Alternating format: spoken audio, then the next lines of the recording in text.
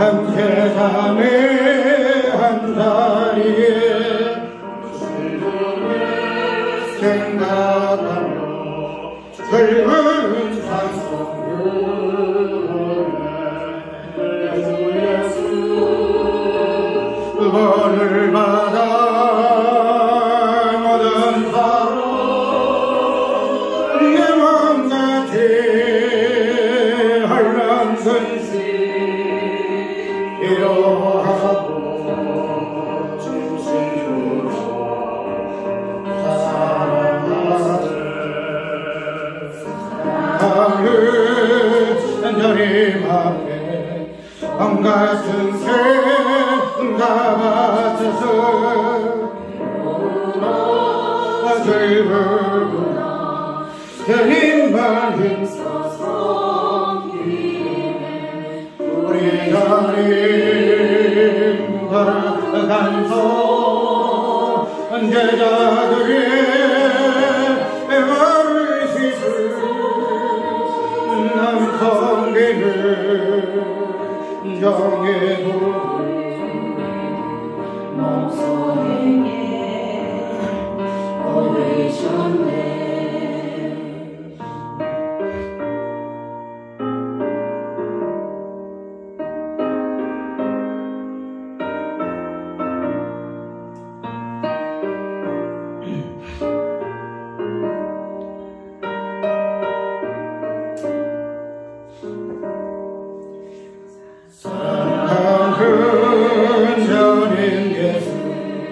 같은 주로 섬기나니 이마서 한복이 긍정요 친구들이여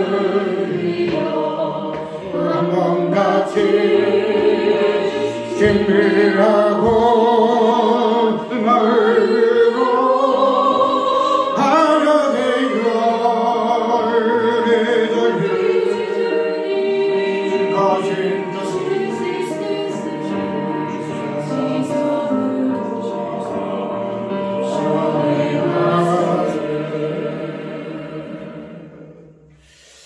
성경 요한복음 15장, 마태복음 10장, 야고보서, 그 다음에 창세기 읽을 것인데, 일단 요한복음 15장 읽읍시다. 11절부터.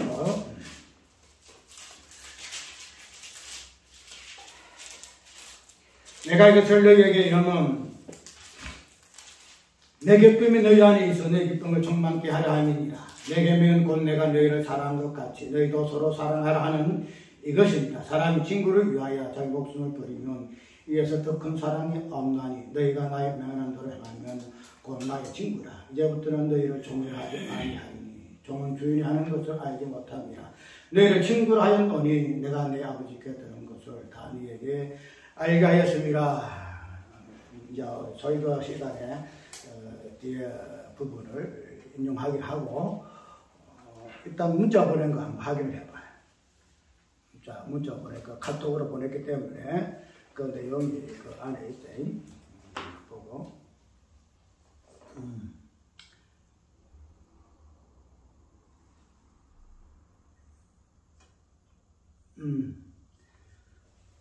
한번 읽어볼게요.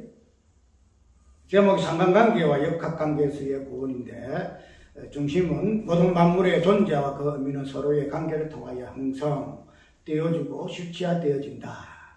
이것이 관계로서의 상관관계이다. 그러나 이러한 보편적 상관관계의 개념이 성경에서 역학관계의 개념으로 바뀌게 되는데 이것을 구원이라 한다.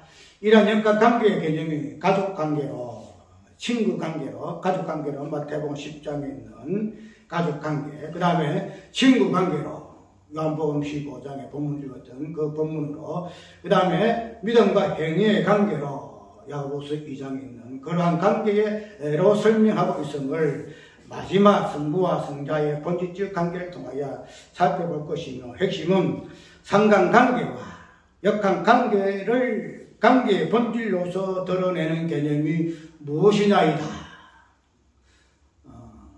이것이 이제 계속 앞으로 이렇게 해놨는데 서로 깊은 묵상이 있기를 바랍니다.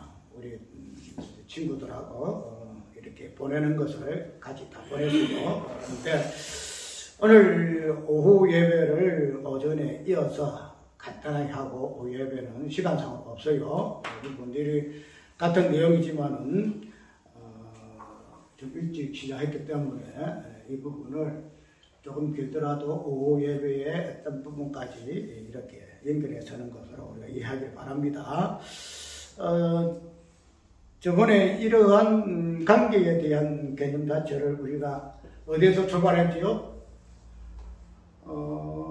실질적으로 관계가 어떻다는 이 부분은 빛과 어둠이지만은 물과 바다와 땅의 관계 속에서 우리가 어떻게 관계 개념이 설정되어지고, 그 다음에 그런 면에서 바다의 그 정체성, 그 다음에 땅의 그 정체성이 어떠한 관계로서 형성이 되어지고 존재되는가 하는 부분을 우리가 한번 잠깐 살펴보았고, 그 저번 주에는 동영상을 하지 않고 우리가 개별적으로 예배함으로 해가지고 설교상에 나가지 않았는데, 오늘 설교가 그런 것들을 이어서 한번 살펴볼 것인데, 그래서 첫 번째 부분은 요한복음에 있는 그 내용, 그 다음에 마태복음에 있는 그 내용, 우리가 익히 알고 있는 내용들이에요. 그 다음에 특별히 오늘 강조할 부분은 뭔가 하면은 이 믿음과 행위적인 관계에서의 이 관계가 어떤 관계인가 하는 이 부분,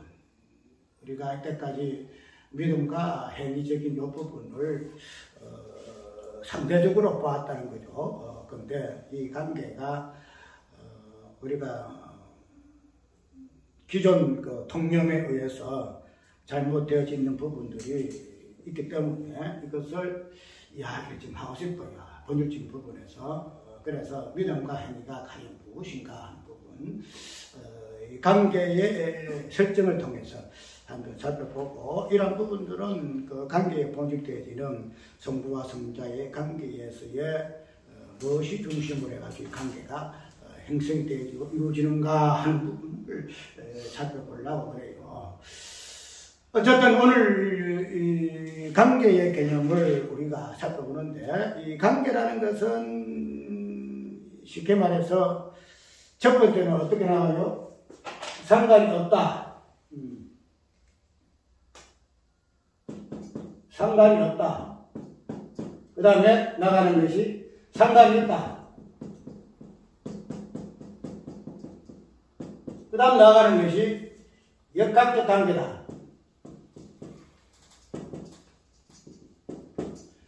우리가 이 부분을 저번에 다 설명했지요. 나하고 관계에 무슨 상관이 있습니까? 우리 일상적으로 관계에서의 쉽게 말하는 내용들이라 이렇게 이야기했어요. 내가 뭐 당연히 무슨 상관이 있나? 무슨 상을 설명하면 그 당연히 상황이지. 나는 아무 상관이 없다. 그 알아서 해라. 그래서 상관관계. 관계는 없다는 이 부분을 1차적으로 우리가 많이 말을 표현을 하고 있어요. 그런데 그러한 상관없는 이 관계가 상관관계로 나가게 되는데, 이 상관관계가 없다는 것이 우리가 그냥 보편 관계 속에서 그냥 아무 의미 없이 특별히 그냥 감정이 있어가지고 이렇게 내뿜는데, 이 상관이 없다는 이 개념 말 자체가 무엇에 기인한다 그랬죠? 어디에서부터? 귀신과 예수님의 관계에서. 귀신이 예수님 자기 애투질 때에 하나님 아들이여 우리와 당신은 무슨 상관이 있습니까? 관계가 없다. 그래서 상관이 없다는 이 말은 귀신과 예수님의 관계를 설명할 때 표현하는 것이 이 부분이에요. 그래서 우리가 일상생활에 그냥 애스럽게 이 부분을 이야기하고 있다는 거죠. 그러면은 그것이 귀신과 예수님의 관계의 부분을 내가 이렇게 표현한다는 거죠. 그런 관계가 없어요. 지금 해서 예수님 관계 없다는 거죠. 예수님 관계가. 그러면 우리가 이 상관이 없다 하는 이 개념 자체가 우리가 얼마나 참 무서운 말인고 하는 부분을 우리가 살펴볼 수가 있는데, 이제 이런 상관이 없는 관계가 이제 상관 있는 관계로 발전해요. 그래서 우리가 이 관계를, 상관관계를 가지고 우리가 지금 많이 살잖아요. 이때까지. 너와 나, 뭐 여러 가지 인간관계를, 이런 상관관계를 가지고 우리가 연대의식을 가지고 살아가요. 그것이 가족이고 그것이 사회고 국가고 이렇게 한다는 거죠. 그러면은 이러한 상관관계는 보편적인 관계, 보편적으로 우리 일상생활에서 보편적으로 이런 관계를 통해서 우리 살아가요. 서로가 주고받고 이렇게 해서 보편 살아가게 되지는데, 그런데 우리가 살고 있는 관계는 이 상관관계죠. 상관관계 없는 부분에서 이제는 더 나아가서 발전해가지고 관계가 있다. 나와 당신하고 관계가 있다. 당신이 어떤 상황이 나하고 무슨 관계가 있구나. 그래서 서로가 유예를 하고 해준다는 거죠. 그것이 우리가 이 땅에서의 모든 것을 형성해 나가는 기초적인 어떤 개념의 상관관계예요. 이것이 깨지게 되면 뭐가 되죠? 서로 음수가 돼가지고 상관없다. 그래서 이제 결론적으로 전쟁이 나잖아요. 그래서 우리는 보편적 상관관계다. 이렇게 이야기를 한다는 거예요. 그래서 이 사회는, 이 세상은 이런 보편적 상관관계에 의해서 존재해야 돼요. 존재가 되어지고 또 존재함으로 인해서 그 존재의 개념이 무엇이다 이렇게 설명되어지는데, 그런데 우리가 성경에서 말하고 있는 이 관계는 상관관계의 이 부분을 어느 정도를 내포하는 그런 부분으로서 역학적 관계의 개념으로 나아가요. 역학적 관계로. 우리가 상관관계만 돼도 우리가 얼마나 살기 좋은 세상이에요. 서로가 서로 인정하고 서로가 용납을 하고 이렇게 되면은 그거 좋잖아요. 그래서 이 땅에서의 유토피아는 뭐예요? 상관관계. 이 상관관계가 깨지니까 지금 전쟁이 나는, 지금도 뭐 이스라엘하고 지금 하마스하고 우크라이나하고 러시아하고 미국하고 우리하고 이런 관계란 말이죠. 상관관계 깨지니까 이런 일이 생기는데, 이런 상관관계를 형성하기 위해서 이 세상은 노력하고 이것을 다른 말로 하면 평화다, 이렇게 이야기한다. 이 세상은 평화다, 이렇게 이야기한다는 거죠. 그러면 그러한 것을 우리는 희망으로 삼고 이것을 추구하고 살아요. 그런데 성경에서 말하고 있는 이 관계는 이 상관관계를 완전히 깨뜨려버려요. 완전히 역학으로. 지금 역설적 관계예요. 세상 사람들이 보편적으로 추구하고 희망하고 바라고 있는 이 보편적 상관관계의 개념을 성경에서는 역학적 관계로 완전히 바꿔버려요. 바꿔버리는데 이것을 뭐라 하느냐, 이것을 우리는 구원이라 이렇게 이야기한다는 거예요. 구원. 우리가 구원이라는 것은 내가 예수 믿어서 죄와 사망해서 구원받아서 천국 간다, 이걸 구원이라 그러는데, 처음 설명했잖아요. 우리가 존재라는 이 개념은 관계라는 이 개념이 성립돼요. 존재가 돼요. 존재가. 이것이 관계라는 개념이 정립 안 되면은 존재가 존재되지 않는다. 그러면은 내가 예수 믿고 구원받다 하는 구원을 이야기하게 되면 나를 통해서 구원이 이야기되죠. 구원이 된다는데, 그러면은 나라는 소리를 통해서 구원을 이야기하려고 한다면은 뭐가 돼요? 나라는 존재가 있어야 된다. 나라는 존재가 있어야 된다. 그런데 나라는 존재는 관계라는 그 개념이 기초적으로 볼줄 까고 있어야만이 나라는 존재가 형성이 된다는 거예요. 나라는 존재가.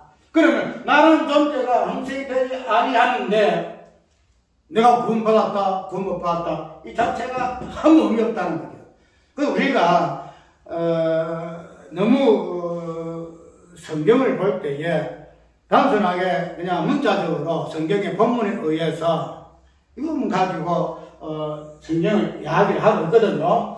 그런데 내가 보는 입장은 뭐냐면은 이런 부분들이 되게 철학적이에요. 이게 어떤 신학의 개념이 아니잖아요. 존재의 개념이라든가 이 부분은 철학의 어떤 하도인데, 그런 부분을 지금 내가 설명하고 있는데 그것을 관계 개념으로 이야기를 좀 하고 있다는 거예요. 그러면은 이런 성경에 대한 내용에서는 이 부분이 안 나와요. 제가 말해서 상관관계. 상관이 없다는 이 부분에서 상관관계가 있음으로 인해서 우리가 모든 것이 평화가 이루어지고, 그것도 특별히 이야기하고는 예수님과 우리의 관계가 그러한 관계 속에서 예수님이 우리를 나를 어떻게 친구를 했다. 친구를 했다. 그런 물어보게 되면 이 관계의 개념을 통해서 설명하고 있는데 이런 것들을 통해 가지고 우리가 구원을 이야기를 하지는 못한다 말이죠. 단순하게 그냥 뭐 상관관계야. 예수님 나하고 상관이 있어. 그런 부분을 가지고 구원을 이야기하고 있는데 나는 이 부분을 더 나아가가지고 이 상관관계가 역학의 관계로서의 나아가야만이 구원을 이야기하고 있다는 것을 설명하게 되기 때문에 이 부분은 성경에 없다 이 말이다. 성경 없어요. 근데 이런 부분들이 전부 다 뭐예요? 관계의 이 부분들이 실존과 실제적 이 부분을 형성해내는 그 개념이기 때문에 이 관계의 개념 자체도 성경에 없어요. 그냥 우리가 이야기만 하다 뿐이지 이 관계를 개념을 가지고 본질적인 부분을 가지고 우리가 해석해내고 그것을 끄집어내고 풀이하는 것은 없다는 거죠. 우리가 성부와 성자와 성령의 삼위일체라는 이 관계 속에서도 우리가 그냥 실론의 부분에서 하나님은 삼위 하나님이시다 이 부분을 이야기하고 있지만 그 관계라는 개념 속에서 삼위가 어떻게 관계를 맺고 있는가는 부분은 이야기를 잘 못한다는 거죠. 그러면은 이런 관계의 개념을 통해서 실존을 이야기되게 되면 이것이 철학이다 이 말이죠. 철학. 내가 누차 이야기해요. 우리가 본문을 가지고 해석을 하고 그냥 문자적 이 부분을 가지고 역사의 어떤 사건 어떤 그 부분만 가지고 하다 보게 되게 되면은 철학은 있을 수가 없어요. 철학은 이 모든 것들을 파괴하는 거거든요. 왜? 철학은 뭐예요? 형이상학적. 형이학이 아니고 형이상이에요. 이상. 그래서 어느 상, 눈에 보는 실상을 뛰어넘는 것이 형이상이거든요. 그게 철학이에요. 그러면은 우리가 성경은 무엇을 이야기해요? 본문을 그냥 그대로 해석하게 되면은 형이야기예요. 형이야. 예. 문자 그대로 이야기하고 있으니까. 역사를 이야기하고 있으니까. 형이야기란 말. 그런데 철학이라는 그 부분이 들어가게 되면은 형이상하게 되지는데 그래서 그러면 철학을 가지고 신학을 이야기할 거냐? 아니라는 거죠. 왜 그러냐면은 이 철학이라는 이 부분을 가지고 형이상이거든. 그런데 이상이라는 이 부분은 눈에 보지 아니하는 부분이다 말이죠. 그러면은 이상이라는 이 부분의 본질은 뭐예요?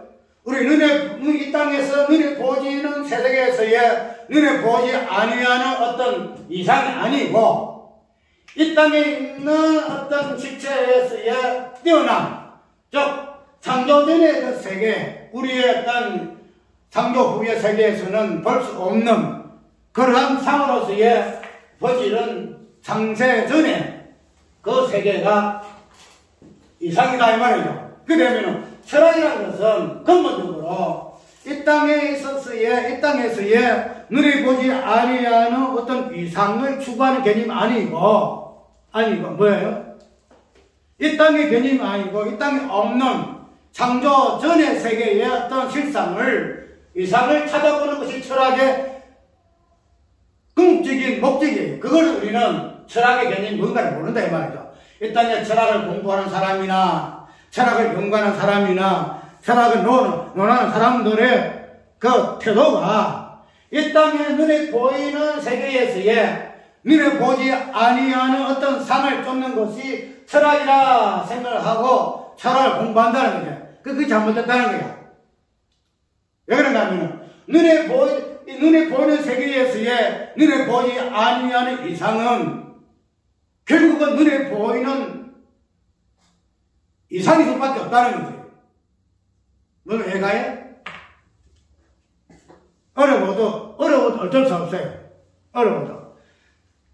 그러면 이상이라는 이 자체가 이 땅에 있어서의 눈에 보지 아니하는 상이 아니란 말이에요. 이상이라는 것은 눈에 보지 아니하는 그 이상의 본질은 상세전의 세계다 말이죠. 그렇게 되면은 우리가 철학은 이상을 추구하는 학문이다. 그러면은 철학의 이상의 본질이 결국 어디로 올라가요? 이 땅에 있는 것이 아니고 창조전의 세계로 올라간다는 거예요. 그러면은 창조전의 세계는 무슨 세계예요? 한 질문 한번 답을 해봐요. 무슨 세계예요? 우리의 세계가 아니고 만물의 세계가 아니고 하나님의 세계예요. 하나님, 저 신의 세계다 말이에요. 그래서 말한다. 철학이 신학이 된다는 거예요. 철학이 신학이 된다는 거예요. 이상의 사람들은 철학을 갖다가 어떤 학문으로 이 땅에 어떤 눈에 보지 않은 이상을 추구하는 학문이라 그러는데, 진정한 철학은 이 땅에 있는 눈에 보지 않는 이상을 추구하는 철학이 아니고 눈에 보지 아니하는 신의 세계를 이상으로 추구하는 것이 진정한 철학의 목적이다. 그런데 이 철학의 학문이 뭔가를 모른다는 거지. 철학을 가르치고 철학을 공부하고 철학 박사님 뭐 사는 사람 당연히 절대 안 말이야. 진정한 철학은 그게 아니야. 신이라는 것이 하나의 이상이거든요. 우리 눈에 보이지 않잖아요. 우리 눈에 안 보이는 세계다 이 말이에요. 이상이다 이 말이에요. 그거는 이 땅에 있는 것이 아니에요. 이 땅에 있는 건 어떤 이상, 눈에 보지 않는 이상을 찾는 그 철학은 개똥철학이다. 한마디로 개똥철학이다. 그래서 우리가 목사가 신학을 해야 된다. 그런 신학이 아니다 말이에요. 목사가 철학을 해야 된다. 그런 철학이 아니다 말이에요.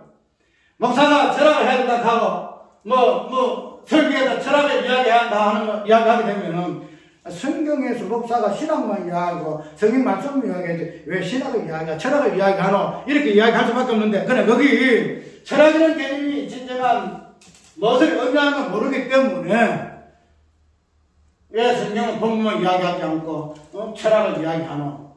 그래서 이거는 목사가 그 부분을 이야기해야 하거든요. 그래서 굉장히 난해하기 때문에 참 철학을 하는 건지 신학을 하는 건지 모르겠다 이렇게 나와요. 그런데 우리가 이거는 목사도 이걸 알고 그렇게 하는 이거는 모르겠어. 그런데 철학이라는 것은 신학의 눈에 어떤 보지 않은 학문에 보이는 학문이 철학이에요. 그러니까 철학은 신학의 어떤 눈에 보이는 어떤 학문이 철학인데 우리가 이것을 무시하고 철학을 해서 안 돼. 성경만 이야기해야 돼. 그렇게 한다는 거죠. 그래서 이런 부분이 오늘 굉장히 개념 자체가 굉장히 개념으로서 형성이 안 돼 있어요. 철학도 그렇고 신학이라는 것 자체도 그렇고. 왜냐하면 이런 개념 자체는 개념이 무슨 뜻인지 알아요? 개념? 개개인의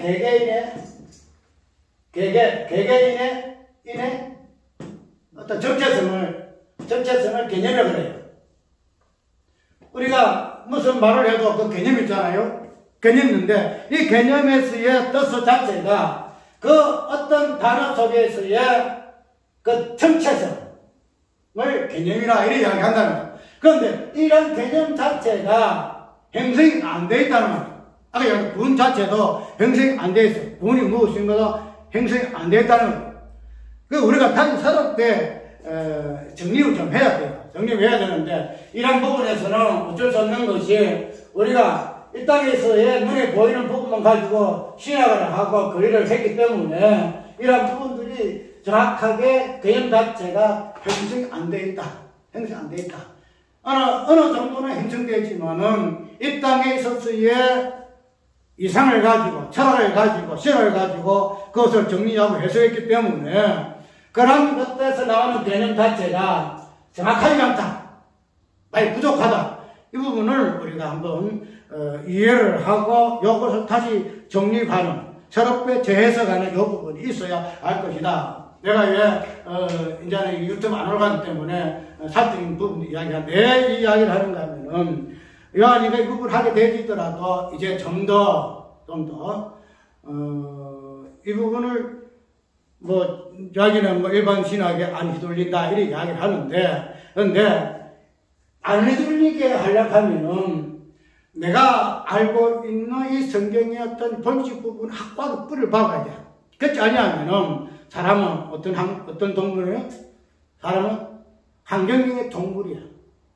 사회적 동물이고 환경에 적응할 수밖에 없는 동물이야. 내가 아무리 안 하려고 해도 이 개념 자체가 새로 형성되어 있지 않으면은 기존 가지는 보편적 개념에 휘둘릴 수밖에 없다는 거지. 그것을 염려해서 하는 이야기다 이 말이죠. 그래서 이제 이 부분을 좀 이야기를 오래 하는 것은 아까 말한 오후 예배까지 이 시간에 다 끝마치려 하기 때문에 하는 것이고, 이러한 부분을 가지고 관계 개념을 이야기하는데, 이 관계 개념이 우리가 아까 이야기했던 보편적 관계는 상관관계이기 때문에 이 상관관계가 깨어지는 것은 굉장히 두려워해요. 우리가 관계가 깨지는 것을 두려워해요. 그렇기 때문에 이러한 부분에서 우리가 관계 개념에서의 나라 자체가 어떻게 형성이 되어 있고 존재하는 것을 정확하게 이해하지 아니하고서는 보편적 관계 속에서의 내 존재, 지금 말해서 이 땅에 사람들이 살고 있는 그런 존재로서 내 정체성이 있을 수밖에 없다는 거죠. 그러면은 근원적으로는 뭐가요? 예를 들어 역학관계에서 나타나는 구원하고는 상관이 없다. 내가 비록 이 땅에서 나라는 존재가 70년, 80년 동안 내 이 땅에 존재하고 있는 존재지만은, 그러나 하늘나라에 있어서의 관계에서 나누는 실제하고는 상관이 없다. 지금 구원하고 상관이 없다. 이렇게 보면 된다는 거죠. 그래서 이런 것들을 이제 우리가 보편적 관계 속에서의 일반적 우리 개념이 관계가 무엇인가? 관계에서의 가족, 그 다음에 친구, 그 다음에 믿음과 행위 이 부분을 한번 살펴보려고 해요. 이 부분들이 오늘 우리가 보편적 관계 속에서의 가족, 친구, 믿음과 행위의 관계로 생각했는데, 이제는 이걸 성경에서 말하고 있는 그 역학적 관계 속에서의 가족이 무엇인가, 친구가 무엇인가, 믿음과 행위의 관계가 무엇인가 하는 부분을 이야기를 좀 하고 싶어요. 가족 관계는 우리가 일반적으로 우리 다 형성되어 있는 우리 가족들의 관계잖아요. 관계 있고, 그 다음에 친구라는 이 개념 자체도 예수님이 말씀하셨기 때문에 친구가 이런 것이구나 이렇게 알고 있다는 거죠. 그 다음에 믿음과 행위나 이 개념에서도 믿음은 믿음이고 행위는 행위적인 부분으로 우리 이야기를 하고 있는데, 이 부분에서 제일 중심될 부분이 뭔가 하면 믿음과 행위에 지금 내가 말하고자 하는 부분은 믿음은 그 다음에 행위, 이 부분이 보편적 관계 속에서 어떻게 역학적 관계로 바뀌어질 때만이 믿음이 믿음 되고 행위는 행위 되어지는 관계 부분을 이야기를 하고 싶어요. 왜냐하면 이것은 우리가 보편적 관계 속에서 믿음 행위를 이해하고서는 평행선을 끌 수밖에 없어. 평행선. 그리고 이때까지 믿음과 율법, 복음과 율법 관계를 우리가 설명하기도 어려운 이유도 바로 여기 있다는 거죠. 그래서 이거를 앞으로 정확하게 이해를 해야만이 우리가 신앙의 본질이 되질 믿음, 그 행위 자체를 우리가 어떻게 할 것인가 하는 부분을 우리가 할 수 있기 때문에 이것을 오늘 설명해서 최대한으로 설명해서 이 부분이 좀 깊이 있는 그 어떤 이해가 있으면 좋겠다 하는 이 부분. 그래서 이거는 우리 이 시간에 우리의 어떤 뿐만 아니고 이것을 앞으로 이야기할 친구라든지 이런 사람들에까지도 이 부분들이 좀 전달되어져 가지고 믿음 행위의 부분이 어떻게 보편에서 역학적 관계로 바뀌어야만이 믿음이고 행위인가 하는 부분들이 좀 서로가 깊이 있게 성찰했으면 하는 이런 바랍니다 말이죠. 우리가 가족이라는 부분은 우리가 성경에서 말하고 있지 아니하더라도 보편적 관계 속에서 이 가족이라는 관계는 떨어질 수 없는 관계예요. 이것은 모든 관계의 시작이란 말이에요. 그렇기 때문에 이런 부분에서 성경은 가족을 자꾸 이야기하잖아요. 자꾸 이야기하고 있고, 특별히 오늘 이건 마태복음 10장에서 보게 되면은 그 부분을 가족 관계를 이야기를 좀 하고 있다는 거죠. 그런데 우리가 이 보편적 가족 관계에서 가족을 이야기되게 되면은 이때까지 마태복음 10장 읽어볼까요?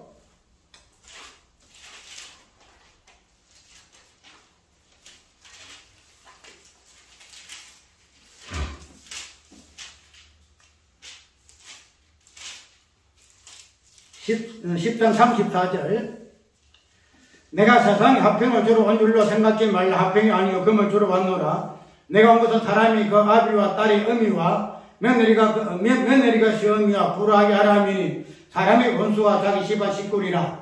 아비나 어미를 나보다 더 사랑하는 자는 내가 합당치 아니하고 아들이나 딸을 나보다 더 사랑하는 자도 내가 합당치 아니하고 또 자기 십자가를 지고 나를 쫓지 않는 자도 내가 합당치 아니하니라. 자기 목숨을 얻는 자는 잃을 것이요 나를 위하여 자기 목숨을 잃는 자는 얻으리라. 우리가 이러한 부분들을 자주 인용을 해요. 자주 인용을 하면서 이러한 사항이 인용할 뿐만 아니라 우리 실제적인 가족관계 속에서 드러나요. 왜냐하면 딸이 어미와 그 다음에 며느리와 시어머니와 이런 관계 속에서 이게 일어나요. 그 되면 이런 부분들이 성경에 이야기를 하고 있고 결론적으로 저는 이런 관계 속에서의 우리가 어떻게 유의하느냐에 따라서 합당한 자와 합당치 아니한 자로 나뉘어 진다는 것을 성경이 이야기를 하고 있다는 거죠. 그렇기 때문에 이런 상황이 유발될 때에 드러나게 될 때에 우리가 어떻게 처신해야 할 것이냐 이걸 가지고 이 부분을 많이 설명을 해요.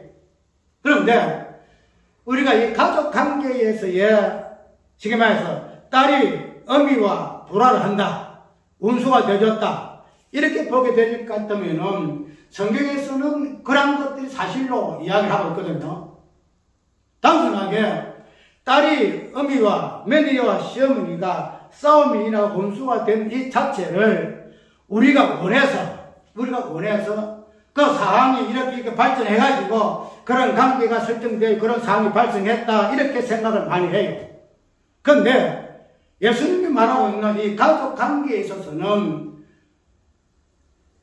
딸과 어미와 관계는 원수가 되어지고 시어미와 며느리하고 아들과 아비하고는 원수가 되어지는 이 부분은 우리가 이렇게 처신을 하고 처신을 안 하고 해서야 되어지는 것이 아니고 하나님이 이미 그렇게 되도록 해놨단 말이죠. 그렇게 내가 딸이 어미와의 뭐 잘못 트러블 생겨가지고 원수가 되어지고 시어미와 며느리가 무슨 섭섭한 게 있어가지고 원수가 되어지고 아비와 아들이 뭐 때문에 감정이 생겨가지고 섭섭가 되어지고 그렇게 어떤 상황에 우리가 이렇게 저렇게 함으로 내가지고 상황이 그렇게 되어졌다라고 우리 이때가 이야기를 생각하고 있다는 거지. 아이고 내가 며느리한테 좀 잘했으면은 내가 아들한테 잘했으면은 며느리는 시어머니한테 잘했으면은 이런 일이 없었을 것인데 이렇게 생각한다는 거죠. 그런데 성경은 그렇지 않다. 성경은 이미 그렇게 되게 되어 있다는 거죠. 며느리와 시어머니의 관계는 원수야. 원수. 이건 내가 아무리 잘해보려고 해도 잘 되는 거 아니단 말이죠. 왜 그래요? 그 하나님이 그렇게 설정을 해놨어. 며느리 아무리 잘해도 뭐예요? 본질적인 부분에서는 어떤 관계예요? 원수관계. 시어미가 아무리 며느리한테 잘하려고 해도 너희 본의 세상에서는 그 뭐죠? 잘하니까 희희낙낙하고 서로 아이고 좋은 며느리, 아이고 좋은 시어미 이렇게 되겠지. 그런데 그 본질은 뭐냐 하면은 뭐예요? 원수예요, 원수. 그래서 우리가 내가 어떻게 함으로 원수가 아니고 한몫되어지고 잘 될 것이다 하고 이렇게 생각, 그 자체가 착각이다. 이 착각이다. 근데 우리가 이런 부분을 가지고 이야기를 아이고 내가 이러한 부분에서 내가 감당을 해야지. 그걸 가지고 내 십자가야 이렇게 생각하잖아요. 내 십자가야 내가 감당을 해야지 이렇게 생각해서 그 상을 그런 식으로 또 합리화해서 엮어 간다는 거예요. 그런데 성경은 그렇지 않다는 거예요. 내가 아무리 그때 어떤 드러난 상황에서 이 부분을 한다 할지라도 그로 인해서 화목돼가지고 서로가 시인한다 한다 할지라도 근본에서는 원수다. 원수다. 그렇게 문제 이해해야 되는데 왜 그러면 하나님이 가족 관계에서 모든 관계의 기초가 되어지는 관계에서 부부 관계에서 이 부분을 이렇게 설정을 해놨을까? 이 부분을 보게 되게 되면 우리가 성경에 보게 되면 우리 이 부분을 최초로 암시하는 부분이 많아요. 특히 아담과 하와의 관계 속에서의 그 부분, 그것을 확실하게 이제 가족 관계에 들어가는 부분인가 하면은 가인과 아벨의 관계 속에서 나오고, 그 다음에 이게 쭉 창세기 30몇 장에 나가게 되면은, 30장 보게 되면은, 요셉과 그 형제의 관계 속에서 나와요. 그래서 형제잖아요. 가인과 아벨은, 아들, 서로 형님, 아우 관계예요. 아우 관계인데, 가인과 아벨의 관계 속에서 어떤 현상이 드러나죠? 원수의 개념이 드러나죠. 원수가. 원수가 탁 드러나요. 가인의 원수는 아벨의 원수는 가인이에요. 그런데 원수의 개념이 설정되짐으로 인해서 딱 드러난 사건인가 하면 죽음이 나와요. 죽음이 딱 들어가요. 가인과 아벨이 원수가 되짐으로 인해서 그로 인해서 나타나는 개념이 죽음이다. 죽음이다. 그러면은 가인과 아벨의 이 가족이라는 이 관계가 단순하게 형제가 아니고 뭐예요? 원수의 개념 속에서 드러나는 것이 마지막에는 죽음이다. 이렇게 이해를 하면 돼요. 하나님께서 가인과 아벨을 그냥 아벨의 믿음은 이런 믿음이고 가인의 믿음은 이런 믿음, 보통 이렇게 생각하잖아요. 그런데 왜 가인과 아벨의 가족관계, 특별히 둘도 없는 형제 관계 속에서 원수로서의 죽음의 개념이 나오는가 하는 부분. 그것이 하나님께 창세기에서 아담과 하와의 가족에서 나타나는 사건이에요. 분명히 형제가 아니고 서로 위에 있어야 되잖아요. 위에 있어야 되는데 그런 부분에서는 가인과 아벨이 원수가 돼요. 원수. 그래야만이 어떻게 돼요? 가인과 아벨은 뭐가 될까? 형제가 되는 거예요. 형제가. 어려워요? 아이고 원수인데 무슨 형제야. 여기에서 철학적 사고가 발생하는 거예요. 철학적 사고가.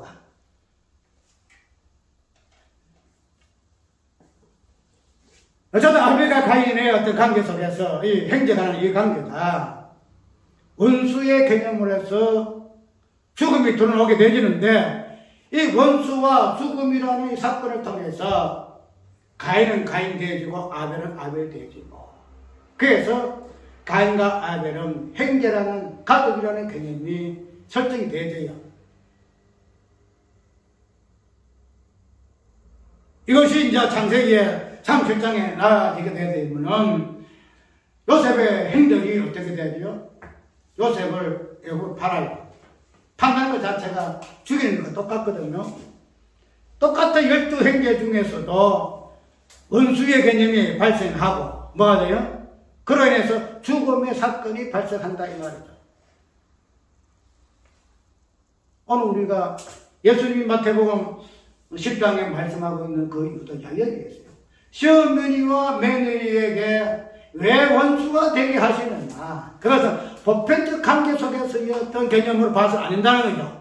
아이고 시어머니와 며느리가 화목해야지. 그러니까 며느리는 며느리 책임도 하고 시어머니는 시어머니 역할을 다 해야 되고 그게 보편적 관계. 그런데 성경에서 말하고 있는 이 관계는 이 보편적 관계가 역할적 관계로 바뀐다. 지금 말이에요. 며느리와 시어머니와 며느리 관계가 그냥 어떤 관계로? 뒤바뀌어요. 어떤 관계로? 원수의 관계로 바뀐다는 거예요. 원수 관계로. 그게 금을 주러 왔다 하는 의미예요. 금을 주러 왔다. 그러면 거기에서 어떤 현상이 발생해요? 원수가 시어머니 며느리가 원수가 되게 되면 어떻게 돼요? 원수는 어떻게 해야 돼요? 원수는 죽여야 되죠. 맞죠? 원수를 죽여요. 원수를 죽이지 않으면 그 원수가 아니지. 시어머니가 며느리를 죽여야 되고 며느리가 시어머니를 죽여야 돼요. 그게 원수 관계예요. 그래서 발생하는 것이 죽음이에요. 이런 부분을 인정을 하고 우리 가족은 시어머니와 며느리 관계가 이런 관계구나. 원수 관계구나. 여기에서 나오는 것이 죽음이구나. 이런 관계의 본질이 되는 죽음이라는 의미를 이해할 때만이 진정한 시어머니고 며느리 된다는 거예요. 여기서 내가 저신 못해가지고 이런 원수가 되었으니 이것을 다시 회복시켜야 되겠다. 그래서 내가 이리 해야 되겠다. 이것을 하고 이렇게 그래서 이 부분을 이제 상황 설명을 어떻게 하게 되면은 아비나 어미나 나보다 더 사랑하는 자는 합당치 않고 개념으로 이렇게 설명하고 있어요. 그 며느리 시어머니 잘해야 되겠어? 그 다음에 어떻게 돼요? 며느리는 시어머니에게 뭐 입장도 생각해줘야 되고 또 시어머니는 며느리에게 좋게 하기 위해서 해줘야 되고 여기에서 원수 개념이 나오고 죽음 개념이 나와야 하는데 이거 자체를 인정치 아니하고 내가 어떻게 해보겠다는 것 자체를 예수님을 더 사랑하는 것으로 이야기하고 그것을 합당치 않다 이 이야기한다. 어렵죠? 이 부분을 설명하는 것은 역학적이고 역습적이에요. 항상 역설적으로 우리가 생각해놔야 하는데 이 부분이 불림이 안 되면 어려워요. 그래서 그런 부분을 우리가 정확하게 설명하고 있는 부분인가 하면 오늘 본문 읽은 요한복음 15장이에요. 요한복음 15장인데 우리가 한번 다시 본문 한번 잡아봅시다.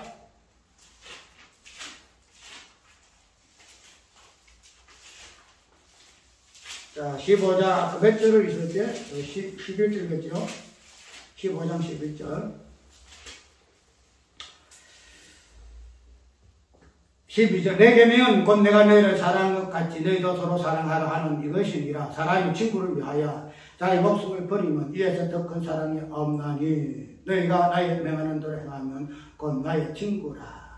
이제부터 너희를 종일하지 아니하리니 종은 주인하는 것을 알지 못함이라. 그래서 여기서 어떤 관계가 나오는가 하면 친구 관계가 나와요. 친구 관계가 나오는데 우리가 가족 관계는 우리가 교회론적인 부분에서 가정은 교회 개념이잖아요. 그렇기 때문에 그런 부분이 기본적인 부분이고 이제 개인과 개인 관계에서 관계의 어떤 부분이 포용되는데 이것을 뭐라 하고 있어요? 친구라 이렇게 이야기한다는 거예요. 친구. 우리가 이 친구의 개념을 가지고 친구는 그냥 성경에서 말하는 친구 개념은 친구를 위해서 목숨을 버리는 것이 진정한 친구야. 그래서 예수님이 나를 친구로 해서 목숨을 버렸기 때문에 그래서 친구 개념은 그렇게 이해를 해요. 이렇게 이해를 하는데 우리가 이 친구라는 이 개념을 단순하게 어떤 개인과 개인 관계에 있어서의 개념으로 친구로 이해해서는 절대 안 돼. 아까 이야기대로 이걸 내가 그 사람과 친구야. 내가 저 사람 지금 우리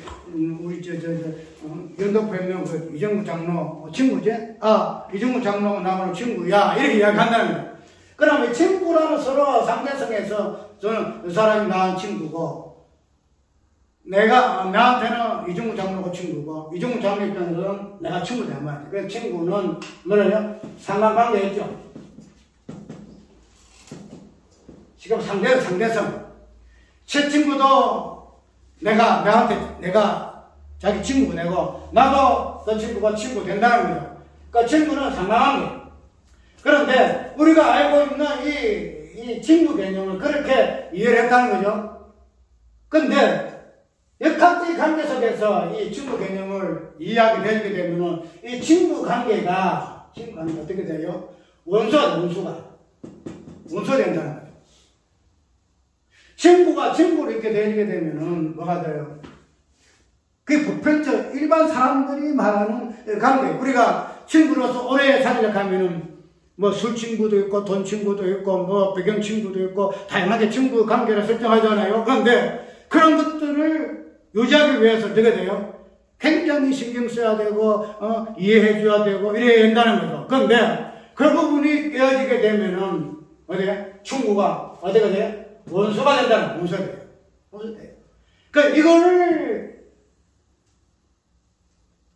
깨기를 굉장히 조심해요. 나도 이정구 장로한테 신앙생활 잘 안 해요. 왜? 이 부분이 이제 안 가니까 듣지도 못할 것인데 왜 하는가 하면은 뭐 주마고인데 뭐 조금 싫은 소리하고 뭐 준비를 하게 되면은 친구가 이래 원수가 되거든. 그래, 이 친구 관계를 안 깨려고 굉장히 노력을 많이 해요. 그게 보편적 일반 관계의 개념이다, 이 말이죠. 이 땅에 있는 친구들의 관계예요. 그런데 성경에서 말하는 육각적 관계로서의 친구는 뭐죠? 원수의 원수. 아까 이야기했죠. 관계에서의 육각적 관계의 본질은 시어머니, 며느리 관계 속에서의 관계는 뭐다? 원수다, 이랬죠. 원수. 원수 개념이 되기 때문에 결국은 원수는 죽임이라는 부분을 사건화되잖아요. 원수 다 죽이잖아. 우리가 일반적인 그 개념 속의 범죄 속에서도 저놈을 쉽게 하면서 막 죽이자 해가 죽이자 살인하잖아요. 그 원수 죽어요. 그러면은 친구 관계 속에서의 원수 이 부분을 오늘 본문 속에 이야기하고 있는데 이 친구 부분에서 아까 이야기한 원수로서 드러나는 개념은 가면은 죽음의 개념이 뭐죠? 오늘 본문 속에 있잖아. 사람이 친구를 위하여 자기 목숨을 버리면 이에서 떡한 사랑이 없나니. 사람이 친구를 위하여 자기 목숨을 버리며 죽는다는 거죠. 그러면 친구는 친구가 아니다는 거죠. 뭐 돼? 원수가 돼야 돼. 원수가 돼야만이 뭐 돼? 죽음의 어떤 개념이 들어온다는 거죠. 이 부분에서 예수님이 친구의 진정한 개념 무엇인가 부분을 이야기하고 있는데 여기에서 뒤에 나오는 조금 뒤에 보게 되면 이제부터 너희를 종이라 하지 아니하고 어떻게 하고요? 친구라 하겠다 이렇게 이야기하죠. 그래서 친구의 개념, 상대의 개념이 종의 개념이에요. 종의 개념. 친구하고 종하고는 친구 될 수 있어요? 없지요? 종은 우리 갈라디 보기는 아들과 종의 개념이 거기 또 나오잖아요. 왜냐면은 그런 부분에서 친구가 원수가 되기 위해서는 어떤 개념이 들어가죠? 종의 개념이 들어와요. 그래서 예수님은 우리를 위하여 죽으셨는데 왜 죽으셨느냐? 자기 자신을 스스로 종이다. 나는 너에 대해서 내가 너를 친구를 했는데 나는 너에 대해서 친구가 아니고 나는 종이다. 그래서 나는 죽는다. 여기에서 무슨 개념이 나와요? 진정한 친구의 본질이 무엇인가 하는 부분이 나온다는 거죠. 친구와 친구 개념이 같이 상대성으로 있으면 절대 안 돼요. 친구가 친구 되기 위해서는 내가 이정도 장로에게 종이 돼야 돼. 원수가 돼. 종이 되어야만 거기에서 죽음이 오거든요. 죽음이 나오게 되면은 그 죽음의 본질은 뭐예요? 아까 우리 옆분 이야기했죠. 내가 아버지께서 나를 사랑하신 같이 나도 너희를 사랑하시니 나의 사랑 안에 거하라. 여기에서 죽음의 본질이 되어지는 사랑의 개념이 나오더라. 사랑의 개념. 이것을 우리는 뭐라 그러세요? 구원이라 그러잖아요. 구원을 그런다. 그러면은 우리가 때까지 알고 있던 그 친구의 개념 속에서 보편적인 친구 개념을 깨뜨리지 않기 위해서 뭐 뱉겠다 해가지고 친구 개념을 관계를 계속 유지해 나가잖아요. 그런데 정례스만의 각자 관계에서 진정한 친구는 뭔가 하면은 원수로서의 종이 되어서 그 친구를 위해서 종의 입장에서 죽음을 당하는 것.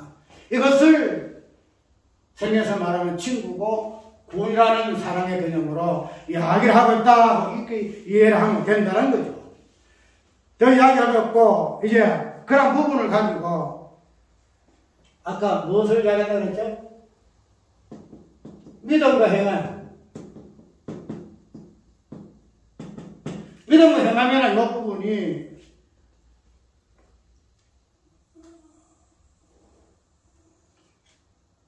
참 조화를 이루기가 굉장히 어려워요. 왜냐하면은 저번에 이야기했죠. 우리 인간의 사고 논리에서는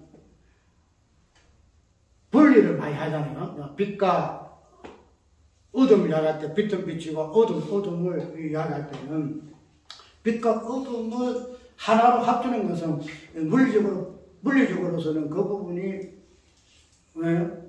불가능해요. 그런데 그런 현상이 하나 있는 게 뭔가 저번에 새벽이라고 그랬죠. 새벽. 저녁과 아침에 그 부분을 섞어놓는 부분이 새벽이라 이렇게 이야기했는데 그런 부분에서 어떤 기면 기면 아니면 아니다 하는 식으로 흑백 논리가 우리 인간의 논리예요. 그래서 그 흑백 논리 때문에 얼마나 많이 싸워요. 공산당하고는 민주하고는 그냥 절대적이야. 서로 공존해서는 안 돼. 이런 개념을 가지고 있다는 거죠.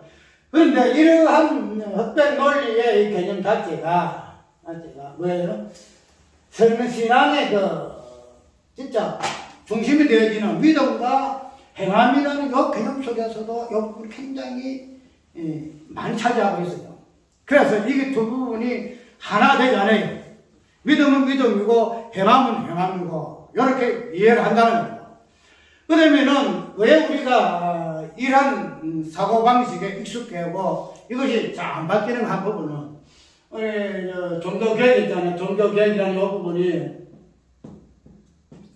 마틴 루터가 종교개혁 있잖아요. 종교개혁을 할 때에 뭐죠? 우리가 뭐 로마서에 있는 그대로 우리가 행함으로 옳음을 받는 것이 아니고 믿음으로 옳음을 받는다는 이 부분에서 종교개혁이 일어나지요. 그때 상황에서 종교개혁이 진짜 큰 충격을 일으킨 그 이유 자체가 그때는 행함이라는 이 부분만 중심되어 있었다는 거죠. 행함이라는 것은. 그래서 계단도 이렇게 올라가야 되고 해야 되고 지금 천주교 같이 그런 어떤 그 신앙의 어떤 본질적인 부분이 수천 년 동안 이어왔다는 거죠. 그러면 그런 행함이라는 이 부분에 있어서의 믿음이라는 이 부분은 하나 충격이야. 행함은 구원받는다 생각했는데 행함은 아니야. 믿음이야. 이 부분이 그렇게 되니까 사람들이 그냥 지금도 그 충격에서 못 벗어나. 왜 그런가면은 믿음이라는 이 부분은 행함이라는 이 관점에서 보게 되기 때문에 쉽게 말해서 이단사상입니다. 이단사상이야.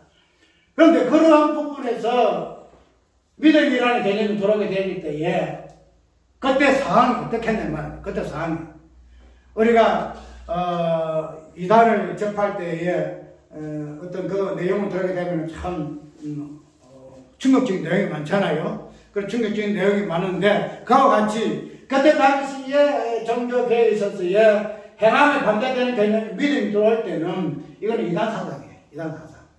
그런데 이런 이단사상을 통해서 뭐가 들어왔어요? 뭐해서 종교개혁이 이루어졌다는 거야. 그러면은 그때 상황을 봐서는 이 믿음이라는 이 개념 그 자체를 통해서 종교개혁이 일어났기 때문에 믿음, 바로 행하는 것 자체는 어떻게 되죠? 이거는 완전히 배제되는 거예요. 왜? 우리가 이때까지 행함이라는 부분을 가지고 구분을 노렸는데, 아니, 성경이 보니까 그게 아니네. 믿음이네? 그러면 이때까지, 자기들이 그냥 신앙생활 본질을 하다 그 행한 것 자체가 무산되기 때문에, 어떻게 돼요? 그렇게 죽일 수가 없다는 거지. 지금 말해서, 이제는 믿음이냐, 이제는 행함 아니냐. 우리가 속았네. 우리가 그냥 알지 못하고, 이때까지 그냥 잘못 배웠네. 그래서 철저하게 배제한 것이 행함이에요. 행함. 그래서 종교개혁은 오직 믿음으로, 이 부분을 강조하게 된, 이유가 여기 있고, 그런 부분들이 지금 500년 넘어가잖아요. 500년? 1000년 이상, 1500년 이상, 이 땅 이렇게 행함을 강조해갔던 그 신앙의 본질이 믿음으로 바뀐 지가 지금 500년밖에 안 됐어. 그러면은 믿음이라는 이 개념을 행함이라는 이 부분에서 보게 될 것 같으면 행함 그 자체는 지금도 생각 못해요. 왜? 행함이 1500년 이상을 쭉 연결해 유지해 왔다 갔다 믿음도 어디다요? 앞으로 죽을 때까지 유지돼야 돼. 앞으로 100년 될지 100년 될지 모르겠는데 믿음도 끝까지 가야 돼. 왜? 행함이라는 것 자체가 전개되면서 믿음만 이렇게 하더라. 우리가 개혁주의에서 칼빈 신학에서 이 부분을 중심으로 신학을 세운 이유가 여기 있어요. 왜? 아까 한 대로 행함이라는 요 부분과 믿음의 요 부분도 마틴 루터가 예수님에서 행함이라는 요 부분에서 믿음이라는 요 부분을 또 언급했을까 하는 부분을 좀 깊이 있게 살펴봐야 좋을 것인데, 그냥 행함이라는 요 부분만 생각하다가 믿음이라는 요 개념 들어오니까 너무 충격적이거든. 그냥 머리가 번쩍한 거야, 그냥. 응? 그러다 보니까 더 이상 행함이라는 것을 이 개념 자체는 돌아볼 수가 없어. 쳐다볼 생각도 못 하는 거야. 그냥 오직 믿음, 오직 믿음. 이제 이거는 그렇게 될 수밖에 없다는 거야. 여기서 그가 조금만 다르게 있게 생각해서 행함이라는 이 부분에서의 믿음이 또 무엇일까? 이 부분에 어떤 의미에서 믿음이 또 이렇게 그런 되었을까 부분만 살펴봤을 것 같으면은 믿음만 강조하고 행함을 전제하는 부분까지 이르지 않았을 것이다. 이르지 않을 것이다. 그것이 지금 계속 이어져 오고, 그게 칼군주예요. 그게 개혁주 신학이에요. 우리가 지금 이거나 목사도 그렇고, 김명대 목사도 그렇고, 지금 우리가 하는 부족학적인 신유식도 그렇고, 이 부분을 하고 있는 사람들이 뭐예요? 행함이라는 것 자체가 인간의 행함을 이야기하거든. 인간의 행함. 인간의 행함으로서 인간의 죄밖에 놓을 수가 없다. 죄밖에 안 놓는다. 이렇게 자주 이야기를 해요. 그건 맞아요. 그래, 맞는데, 그런 부분을 조금 뉘앙스로 이란을 풍기면서 행함을 이야기할 그 부분이면 이 부분에서 행함을 누구의 행함으로? 예수 그리스도의 행함으로 이야기하고 예수 그리스도 믿음으로 예수 그리스도의 행함으로 이 부분은 우리에게 증가되어졌다 이렇게 이야기를 좀 하고 있어요. 그 부분에서 본질 부분에서는 우리가 반박을 못하죠. 맞는데 그러한 우리 예수님의 믿음, 예수님의 행함이라는 이 부분을 2차로 하더라도 우리가 믿음과 행함이라는 이 부분이 왜 어떻게 동일하게 구원론적 관점에서 같이 거론되어지고 있는가 하는 부분을 살펴보게 되게 때는 행함과 믿음이라는 이 본질적인 부분이 무엇인가 부분을 알아야 된다는 거예요. 아까 이야기한 대로 우리가 믿음하고 행함이라는 이 부분을 설명할 때에 우리가 믿음은 행함하고 상관이 없다는 식으로 이야기를 많이 했거든요. 행함은 상관이 없다. 그런데 우리가 야고보서를 한번 믿음에 대해서는 로마서에 다 이야기하고 있잖아요. 그렇기 때문에 지금 제가 야고보서 한번 살펴보고 우리가 자주 잘 알고 있는 그 부분 한번 살펴봅시다. 야고보서 2장을 보게 되게 되면은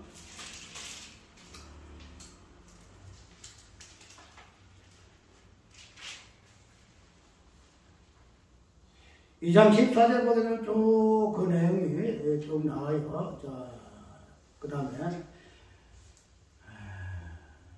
내 형제들아 만일 사람이 믿음이 있노라고 행함이 없으면 무슨 이익이 있으리요? 그 믿음이 능히 자기를 구원하겠느냐?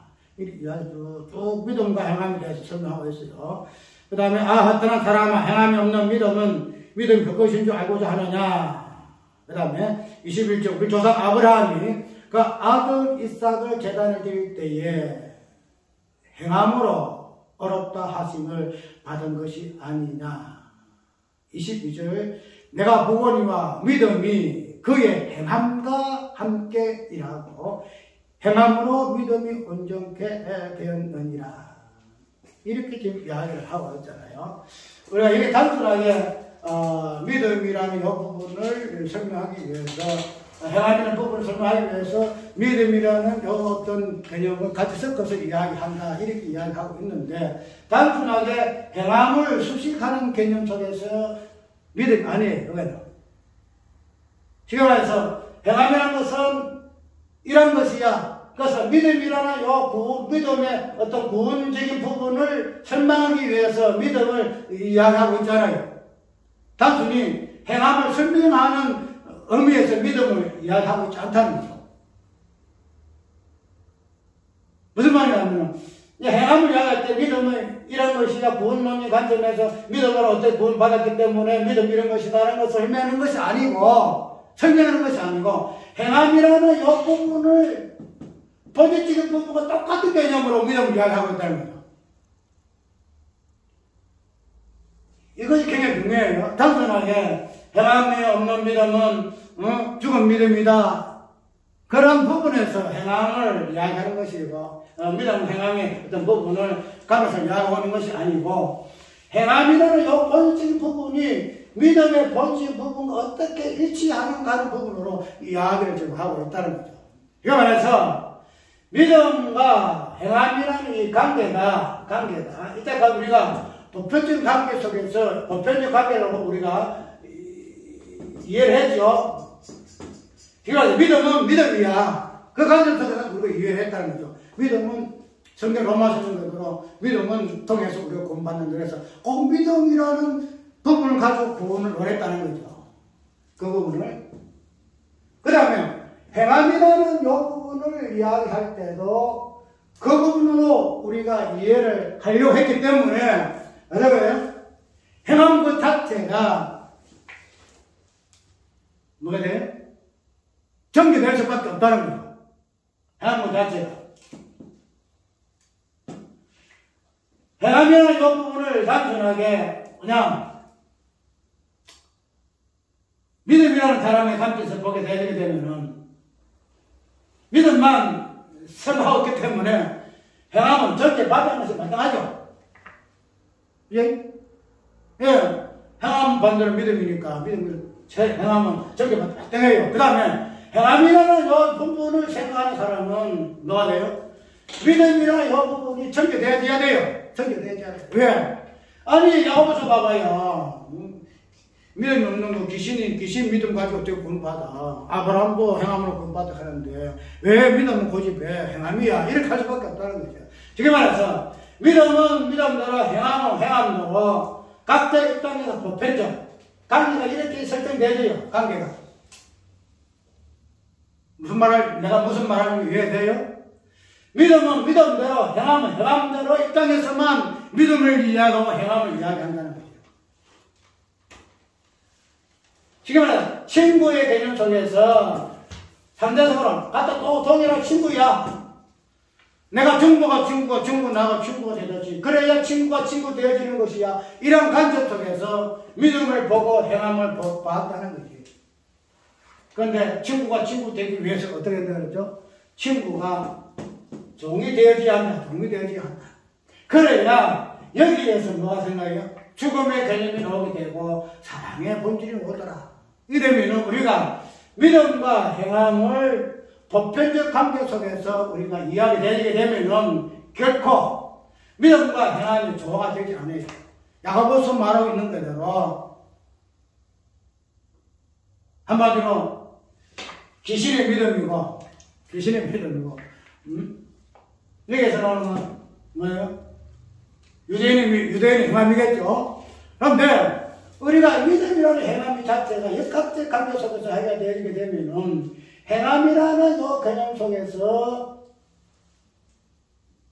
부활되게 되게 되면은 행함을 생각한 사람은 왜 그래요? 믿음이라는 이 관계를 형성하기 위해서는 행함 자체가 없어져야 돼요. 행함 자체가. 지금 말해서 행함을 던지고 여기 죽음이라는 개념이 나와야 돼요. 그 다음에 믿음이라는 이 부분을 생각하는 사람은 어떻게 되죠? 행함하고 관계가 역할적 관계가 되기 위해서는 이 부분이 믿음이 죽어야 돼요.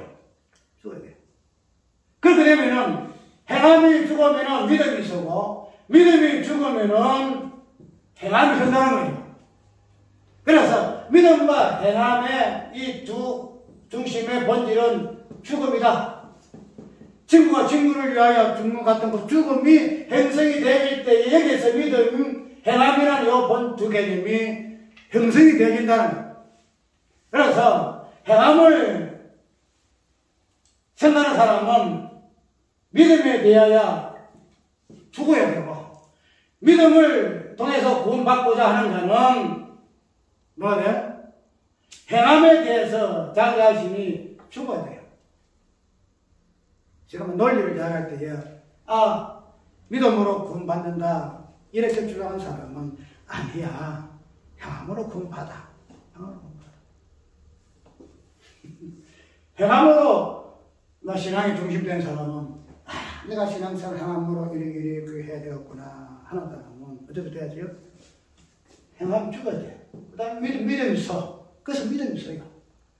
그래서 이것은 서로가 배척하는 관계가 아니잖아요. 배척하는 관계가. 서로가 용납하기 위해서 이렇게 돼요. 그 사전을 인정하고 내가 양보하는, 희생하는 죽음의 개념이 들어와야 믿음은 믿음 되어지고 행함은 행함 되질 때만이 그래서 구원이 나온다. 우리가 너무 이때까지 믿음은 그냥 행함을 정지하고 행함은 믿음 부분에서 행함으로 말미암아 구원받는다고 했으니까 행함을 중심으로 해서 신앙생활 부분에서 믿음을 정지하고 이 부분에서 의사소통이 되지 아니하고 우리가 이런 관계 속에서 이렇게 되게 되면 우리의 구원은 없다. 우리 구원은 없다. 믿음은 행함을 통해서 완전하게 되어지고 우리가 이제 사실적인 본이에요. 행함은 믿음을 통해서 구원되어야 돼. 그런데 이런 부분에서 우리가 말씀 선포가 그렇게 되지 않아요. 예.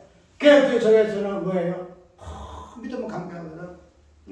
성경이 믿음은 강조해요. 그래서 이렇다 저렇다 성경에 여러 가지 신학적인 부분을 이야기하고 믿으세요. 이 부분을 강조를 하잖아요. 그래서는 행함이 강조가 안 돼요. 행함으로 구원받는다는 말을 했어요? 행함으로 구원받는다고 이야기하는 사람 있어요? 없죠. 우리가 믿음 설교를 많이 하고 특별히 우리가 구속사적인 입장에서 보게 되면 인간 행위 그 자체를 정죄하는데 무엇으로 행함으로 구원받는다는 설교를 할 수가 있어? 안 나와요. 그런데 구원이라는 것은 믿음을 이야기할 때 행함을 이야기했어요. 행함. 믿음으로 구원받습니다. 아닙니다. 믿음을 강조할 때는 행함을 통해서 구원을 이야기하고 그것이 믿음으로 만드는 구원이에요. 그 다음에 행함을 이야기해 구원을 이야기할 때에 그 구원은 우리가 믿음으로 구원받습니다를 통해서 행함을 만드는 구원을 우리가 이룰 수 있다는 그 사실을 우리가 이야기되게 될 때는 그것이 믿음과 행함 역학적 관계다. 이것은 율법과 복음의 관계 속에서 율법도 복음, 행함, 복음도 율법, 율법도 복음이다 하는 부분에서 이렇게 저렇게 이야기가 많으나 그러나 모든 개념은 율법과 복음이라는 이 개념 자체도 관계성을 통해서 율법도 복음이라는 이 개념을 통해서 율법도 복음도 율법이라는 관계, 율법도 복음의 관계를 통해서 복음이 복음되어지고 율법의 개념에 정체성이 드러나거든요. 그러니까 그 관계성을 우리가 어떻게 이해하느냐 하는 것을 어떻게 해야 돼요. 그 자체가 율법과 복음의 어떤 부분적인 부분. 율법은 복음을 율법을 통해 이야기할 때는 복음을 통해서 구원받는다 이렇게 이야기해야 되고 복음을 통해서 구원받는다 하는 사람은 율법을 통해서 구원받는다라고 이야기할 때 그것이 율법 속에 복음 있고 복음 율법이다 하는 말이에요. 그런데 이 부분을 가지고 구원론적으로 이야기를 잘 못해요. 구원론적으로. 그리고 구원이라는 것은 아까 이야기한 대로 관계를 통해서 형성되어지는 하나 실체거든요.